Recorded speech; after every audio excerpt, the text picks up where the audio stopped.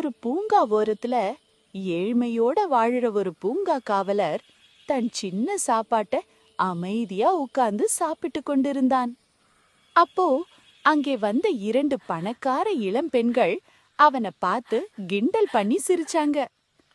அவர்களோட வார்த்தைகள் அவனோட மனச உடைச்சுது. காவலர் கண்ணீரை அடக்க முடியாம அழுதான். ஒரு நாள் திடீர்னு அவனோட நட்பு வைத்திருந்த ஒரு சின்ன அணில் அவன்கிட்ட ஓடி வந்து ஒரு விசித்திரமான விதையை கொடுச்சுது.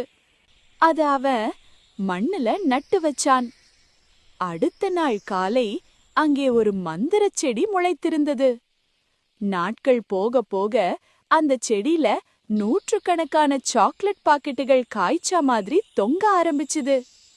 காவலர் அவைகளை எல்லாம் சேகரிச்சு லாரியில ஏற்றி மார்க்கெட்டுக்கு கொண்டு போய் விற்றான். அந்த ஏழை காவலர் இப்போ பணக்காரனாக மாறிட்டான். ஆனா வாழ்க்கை எப்போதும் ஒரே மாதிரி இல்ல. ஒரு நாள் திடீர்னு அந்த காவலர் இறந்து போனான். அத பார்த்த அந்த சின்ன அணில் பூங்கா ஓரத்துல உட்கார்ந்து தனியா அழுதுகிட்டே இருந்தது. உண்மையான நட்பு பணம் வந்தாலும் போக மாட்டாது.